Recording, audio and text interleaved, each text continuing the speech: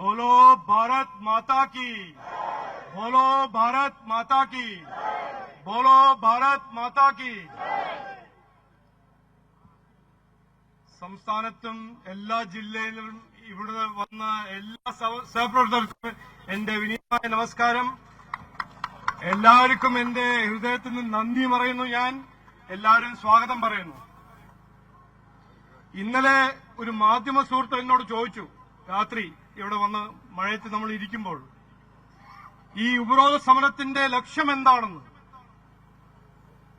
ഇതിനെക്കുറിച്ച് എത്രയോ പറഞ്ഞില്ലേ. മോർച്ച വന്നു, മഹിളാ മോർച്ച വന്നു, ഇവിടെ യുവമോർച്ചന്റെ പ്രതിഷേധമുണ്ടായിരുന്നു.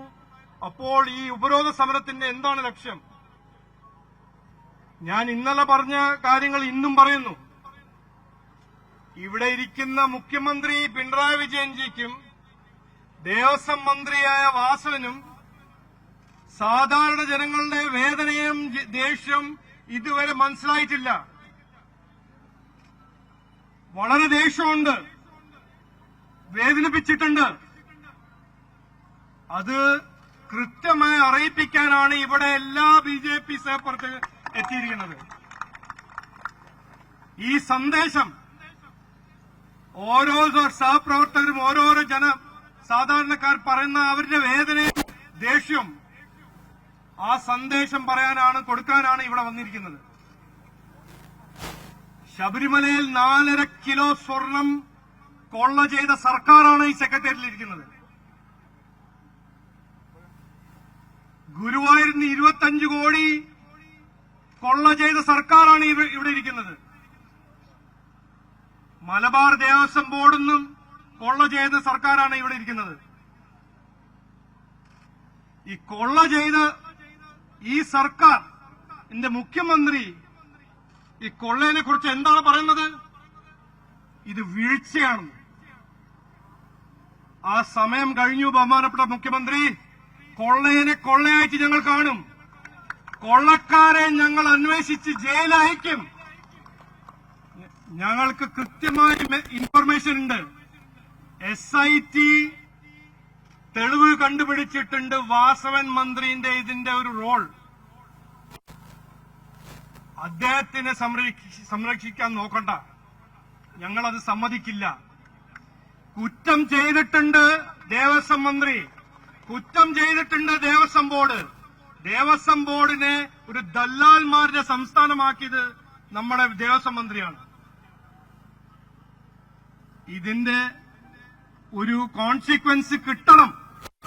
അത് ഞങ്ങൾ അതിനു വേണ്ടി സമരം ചെയ്യും. അതിനു വേണ്ടിയിട്ട് ഞങ്ങൾ ഇവിടെ ഇരിക്കുന്നു. ഇനിയും ചെയ്യുന്ന കാര്യങ്ങൾ ചെയ്യും. വിശ്വാസികളെതിരെ ഇതൊരു വഞ്ചനയാണ്. ശബരിമലന്റെ എതിരെ ഒരു ദ്രോഹമാണ്. ഇത് വേറെ ഏതെങ്കിലും ഒരു മതത്തിന്റെ പള്ളി ആയിരുന്നെങ്കിൽ എന്തായിരിക്കും ഇവിടെ സ്ഥിതി? വീഴ്ചയെന്ന് പറയാൻ ധൈര്യം ഉണ്ടാവോ മുഖ്യമന്ത്രിക്ക്? ഉണ്ടാവില്ല. ഇത് ഹിന്ദുക്കളുടെ അമ്പലമാണ്, അതുകൊണ്ടാണ് ധൈര്യം. ഞങ്ങൾ ഒന്നും ചെയ്യില്ല എന്ന് വിചാരിച്ചിരിക്കുകയാണ് മുഖ്യമന്ത്രി, അതുകൊണ്ടാണ് ധൈര്യം. ആ കാലം കഴിഞ്ഞു. ഇനി ഞങ്ങളെ ദ്രോഹിക്കാൻ സമ്മതിക്കില്ല. അത് ബി.ജെ.പി. ഈ കടമ ഏറ്റെടുത്തു എന്ന് ഞാൻ പറയാൻ ആഗ്രഹിക്കുന്നു. പിന്നെ ഒരു കഥ. പണ്ട് കാലത്ത് ഇവിടെ ഒരു മുതിർന്ന നേതാവുണ്ടായിരുന്നു. ഒരു 10-11 കൊല്ലം മുമ്പ് ഭയങ്കര നേതാവായിരുന്നു. അദ്ദേഹം കോൺഗ്രസിന്റെ അഴിമതി കണ്ടിട്ട് ഒരു ദിവസം പറഞ്ഞു, ഒരു വലിയൊരു ഉപദേശം കൊടുത്തു മാധ്യമക്കാർക്കും ജനങ്ങൾക്കും. സർക്കാരിൽ ഇരിക്കുകയാണെങ്കിൽ പ്രതിബദ്ധതയും ഉത്തരവാദിത്വം ഉണ്ടാവണം. അഴിമതി ചെയ്താൽ ശകലം ഉളുപ്പുണ്ടെങ്കിൽ രാജിവെക്കണം എന്നൊരു വിദ്വാനായ ഒരു മുതിർന്ന നേതാവ്, പ്രതിപക്ഷ നേതാവായിരുന്നു അന്നത്തെ, പറഞ്ഞു. ആരായിരുന്നു അത്? ഇന്നത്തെ മുഖ്യമന്ത്രി പിണറായി വിജയൻ. ഒക്കെ മുഖ്യമന്ത്രിയായി കഴിഞ്ഞിട്ട് ഉത്തരവാദിത്തം മറന്നു, പ്രതിബദ്ധത മറന്നു, ഉളുപ്പും മറന്നു. അത് ഞങ്ങൾ മറക്കാൻ സമ്മതിക്കില്ല. ഞങ്ങളത് ഓർമ്മിപ്പിക്കും. രാജിവെക്കണം വാസവൻ, പിരിച്ചുവിടണം ദേവസ്വം ബോർഡ്. ഇതിൽ ഒരു സംശയമില്ല. വെച്ചാൽ മാത്രമേ ഞങ്ങൾ ഈ സമരം നിർത്തൂ. അപ്പോ ശകലം ഉളുപ്പുണ്ടെങ്കിൽ ബഹുമാനപ്പെട്ട മുഖ്യമന്ത്രി രാജിവെക്കണം. അതാണ് ഞങ്ങൾ ഇവിടെ എല്ലാവരും ഒന്ന് പറയാൻ ആഗ്രഹിക്കുന്നത്. പിന്നെ രണ്ട് കാര്യം പറയാൻ ആഗ്രഹിക്കുന്നു. ശ്രദ്ധ തിരിക്കാൻ എപ്പോഴും കോൺഗ്രസും ലെഫ്റ്റും പറയുന്ന ഒരു കാര്യമാണ് മതേതരം. അതിനെക്കുറിച്ചൊരു ചർച്ച ഉണ്ടാവണം. നമ്മുടെ നാട്ടിൽ ഇതിനെക്കുറിച്ചൊരു ചർച്ച നടക്കണം. ഇതാണ് മതേതരം. ഹിന്ദു അമ്പലത്തിൽ കൊള്ള നടന്നാൽ അതൊരു വീഴ്ച, മറ്റേതെങ്കിലും ഒരു പുണ്യസ്ഥലത്ത് എന്തെങ്കിലും നടന്നാൽ ആക്രോശം, ഒരു പ്രതിഷേധം, അപ്പൊ തന്നെ രാജിവെക്കണം, പോലീസിനെ ട്രാൻസ്ഫർ ചെയ്യുക. ഇതാണ് മതേതരം.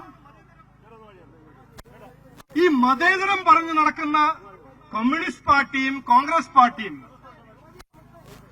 ഏറ്റവും ഭീകരമായ അഴിമതി ചെയ്യുന്ന രണ്ട് പാർട്ടികളാണ്. 2010 ഞാന് UPA സർക്കാരിലെ ഏറ്റവും വലിയ സ്കാം, അഴിമതിന്റെ സ്കാം, 2G സ്കാം എക്സ്പോസ് ചെയ്തപ്പോൾ കോൺഗ്രസ് മന്ത്രി എന്താ പറഞ്ഞത്? അങ്ങനെ ഒരു ലോസ് ഉണ്ടായിരുന്നില്ല. മാധ്യമ സുഹൃത്തുക്കൾക്ക് അറിയാം. സീറോ ലോസ് എന്ന് പറഞ്ഞ ആരായിരുന്നു? കോൺഗ്രസിന്റെ ഒരു മന്ത്രി കപിൽ സിബൽ. ന്യായീകരിക്കാൻ, ജസ്റ്റിഫൈ ചെയ്യാൻ ആ സർക്കാരിന്റെ പിന്തുണ ആരുടെ പിന്തുണയായിരുന്നു? ഇൻഡിപെൻഡന്റ് സ്വതന്ത്ര ഇന്ത്യയുടെ ചരിത്രത്തിൽ ഏറ്റവും ഭീകരമായ അഴിമതി നടത്തിയ കോൺഗ്രസ് സർക്കാരിന്റെ പിന്തുണ ആരുടെ ആയിരുന്നു? CPMന്റെ. ഈ അഴിമതി ചെയ്യുന്ന പാർട്ടികളാണല്ലോ ഈ മതേതരത്തിനെ കുറിച്ച് ചർച്ച ചെയ്യുന്നത്. അവർക്ക് ആരാണ് ഈ അനുവാദം കൊടുത്തത്? മതേതരം തീരുമാനിക്കാൻ ഇവിടെ എല്ലാ മലയാളികളും ഉണ്ട്, നമ്മളെ ഭരണഘടനയുണ്ട്.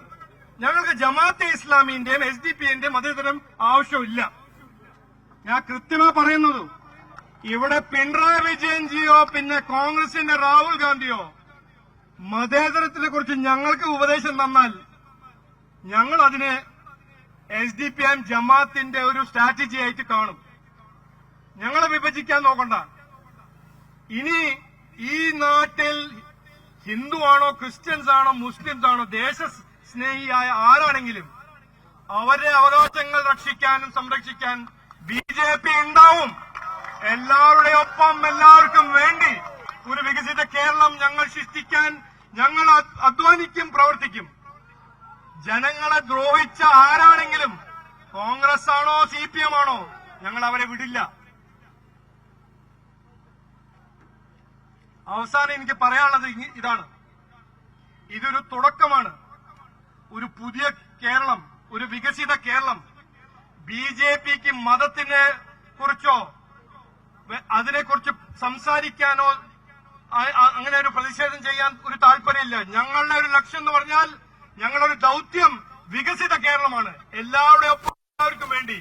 പക്ഷെ അതിന്റെ ഒപ്പം ആരെയും ദ്രോഹിച്ചാൽ, സെന്റ് പീറ്റേഴ്സ് കോളേജാണോ, അത് ശബരിമലയാണോ, ഗുരുവായൂരാണോ, അത് മലബാർ ദേവസ്വം ബോർഡാണോ, ദ്രോഹിക്കാൻ ആരെങ്കിലും ശ്രമിച്ചാൽ BJP ഉണ്ടാവും. എല്ലാ പ്രവർത്തകരും ഒറ്റക്കെട്ടായിട്ട് ഇവരെ ഞങ്ങൾ എതിർക്കും എന്ന് ഒരു സംശയം ഉണ്ടാവാൻ പാടില്ല.